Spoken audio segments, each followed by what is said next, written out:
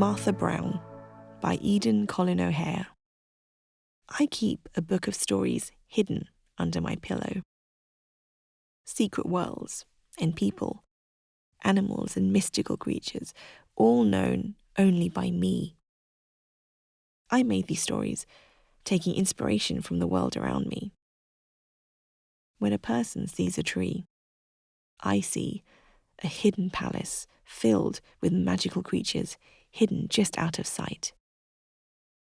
When a person looks up at the sky and sees a vast expanse of blue, smudged with clouds and speckled with birds, I see the beauty of all that, and then I look harder. I see space, a universe of stars and suns, planets and mysteries. Stories. We are surrounded by them, but you have to look hard to spot the ones that are truly special.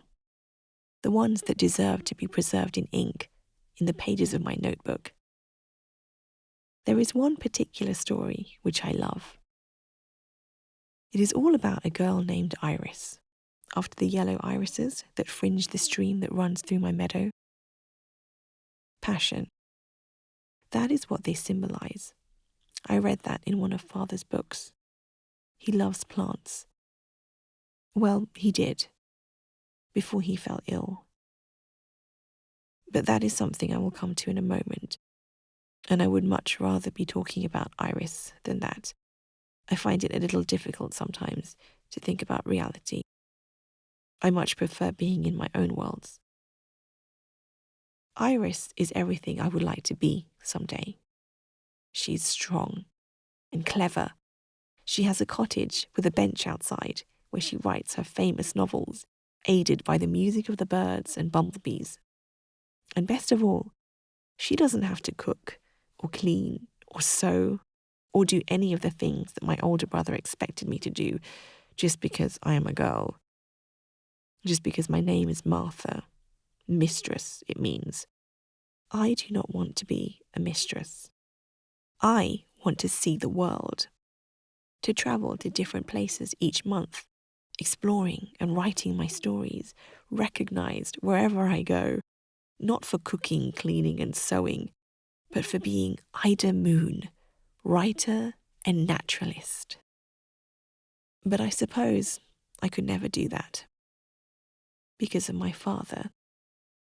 He taught me everything I know, including how to read and write. But not just that. He taught me about the beauty of the world and how to treasure it. He doesn't teach me anymore. He just lies in bed, dying. He is very ill, and my brother says that heartbreak is an illness that cannot be cured. He can only be cared for the remainder of his days, cared for by me, because I am the girl. I love my father, of course I do. I just think that my brother should help, just a little bit. We're all family, after all, and families care for one another, no matter who they are. Besides, it is just me, my brother, and our father, all together on our slowly dying farm. And here is the thing I never forget: how my mother died. She passed away when giving birth to a child. I am that child.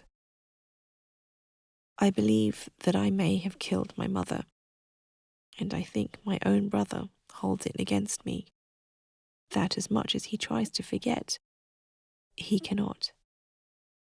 And if I do not look after my father and keep him alive in his grief like the woman that I should be, he will die as well, and it will all be my fault.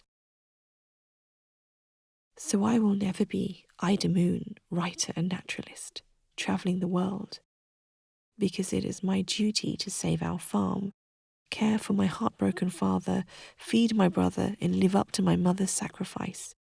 It is my duty as mistress of our house, even though I do not want to. One morning, my brother comes in from feeding the few thin chickens that we have left, and sits down as I lay out breakfast on the table in front of him. I sit down too, and slowly begin chewing. We often eat in silence, overwhelmed by all of the unspoken problems that we try to ignore. Not today, we won't. I swallow my thick, hot mouthful with difficulty. So, I say loudly, so that he could not pretend to have not heard, what will you be doing today? He looks up in surprise for a few moments, before shrugging non-committally and lowering his gaze to stare at the bowl of steaming porridge before him. I sigh. Well, it does not sound as though you have all that much to do, and in that case it would be rather helpful if you could make yourself useful around the house by at the very least cleaning the bedrooms. He nearly chokes on his porridge as he looks up at me incredulously. What on earth do you mean? He splutters. Well, I suppose it would just be the beds that would need changing, and the floors may need a good sweep, I reply. No, I meant, that is your job, he says. No more than it is yours. Now do what I say, or you will be cooking your own food from now onwards, I say, standing up and striding out of the door and into the garden. I walk down the garden path and breeze through the gate, making my way across the small farm, over the stile and into my meadow. I step through the long autumn grass and finally reach the river. I sit in my favourite spot, under an old weeping willow that's branches just stroke the burbling surface of the stream and flow out all around the beautiful, twisted trunk.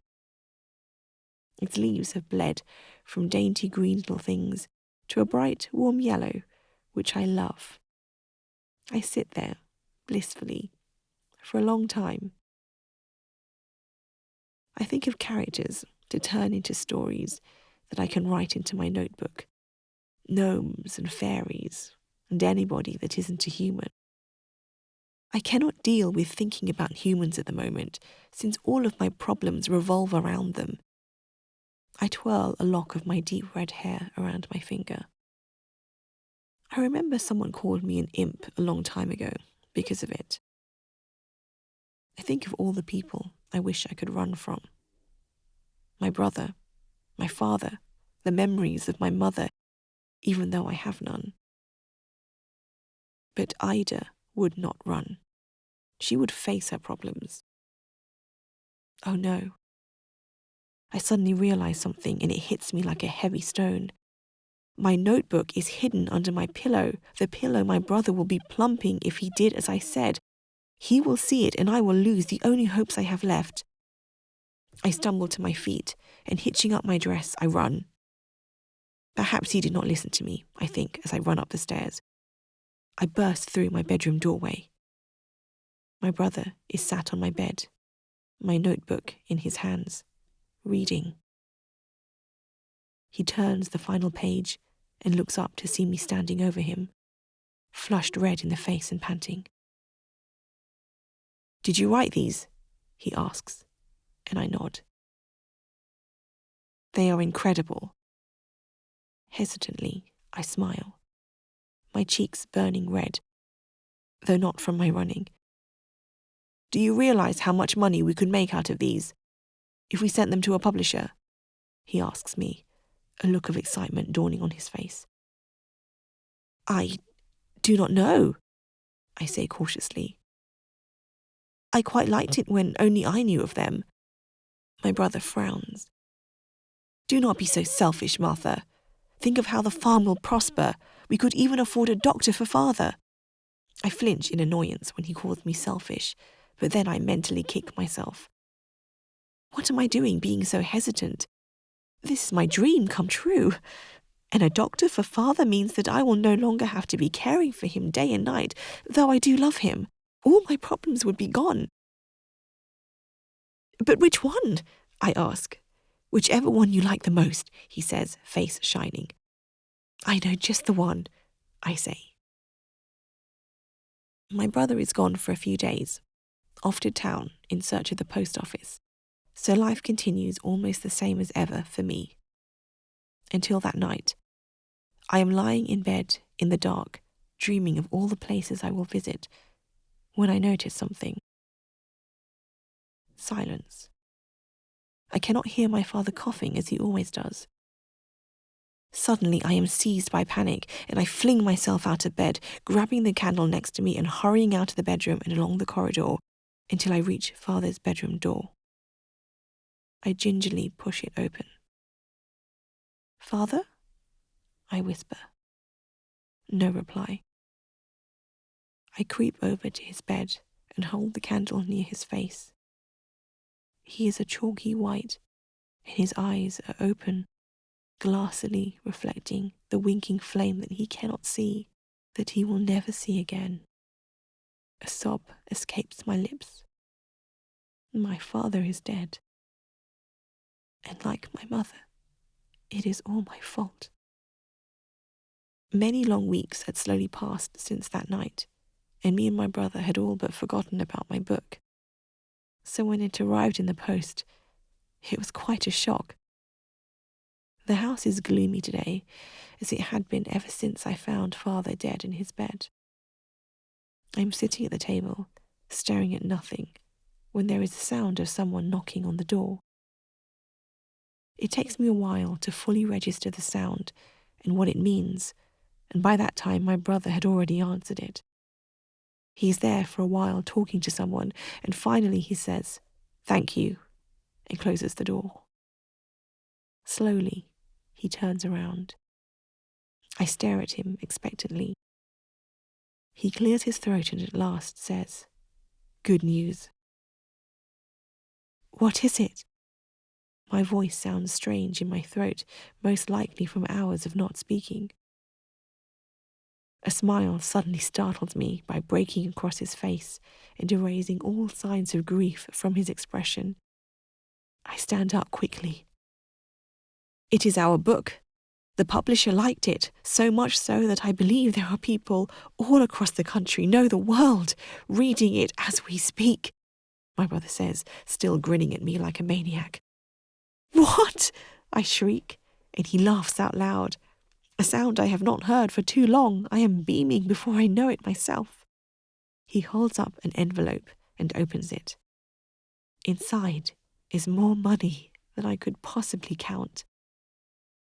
My brother is holding our future right in front of me. My future, a future that I have dreamed of for a very long time. That was the first of many envelopes of money. We published all of the other stories in my notebook separately, keeping a steady flow of money coming into the farm.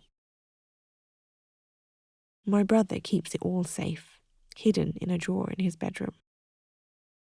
Soon, I think, soon I will have enough to travel all around the world, and people will recognize me from my name being on the front cover of many famous books. Soon my dreams will come true. I keep count of the money as it comes in, of course keeping most aside for my brother.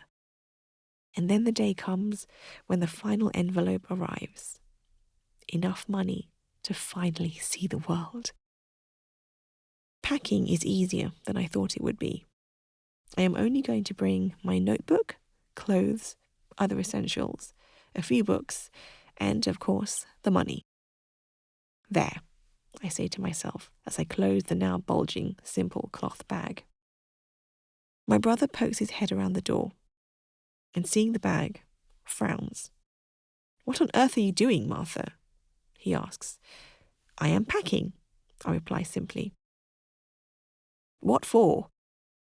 "Travelling the world," I say proudly.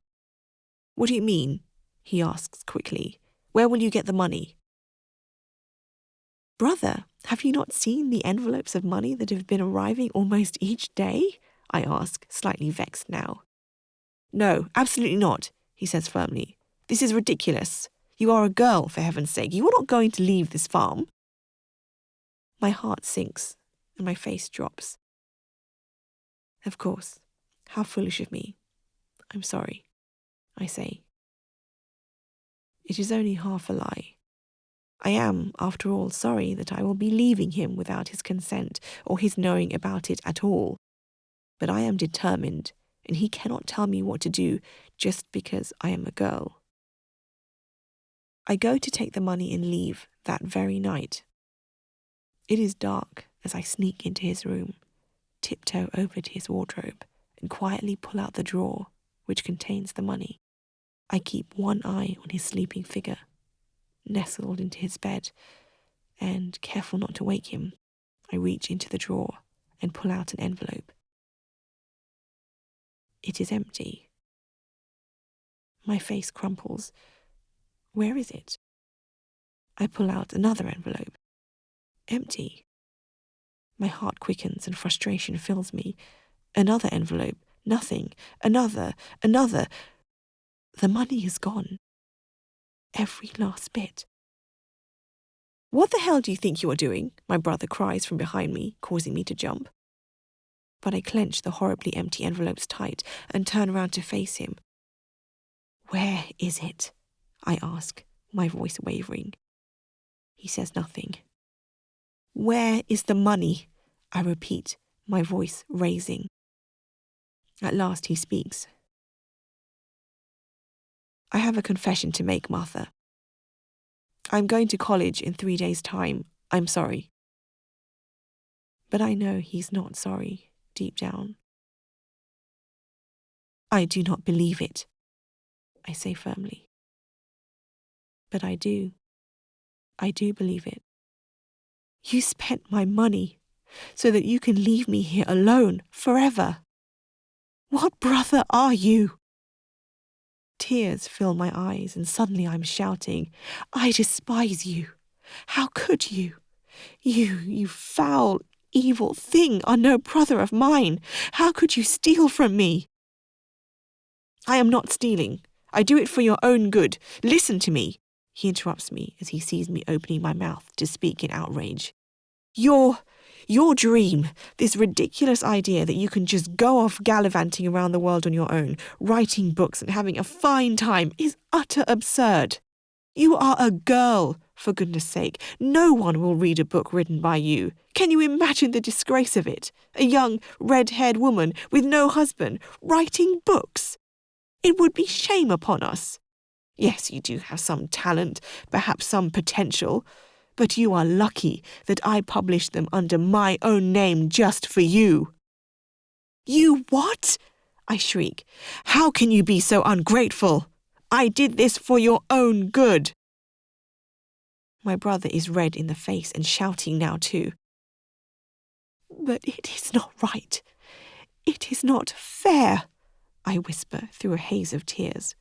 Then I run, out of his room, down the stairs and through the front door, across the farmyard, into the meadow and to the willow tree. It is dark and I trip more than once, but now I am standing by the whispering stream, tears streaming down my face.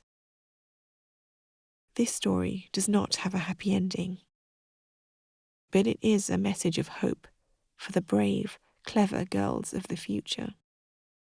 A chance for me to share my story and to say it is possible, and do not let anyone tell you otherwise. In the year that I lived, I could not fulfill my dream, but you can fulfill yours. My brother went to college, and I stayed on the farm since that night, alone until the day I die. But I kept on dreaming. Standing by the stream that night, tear streaks staining my face, I look down at the mud beneath me, and then I look up and see the stars.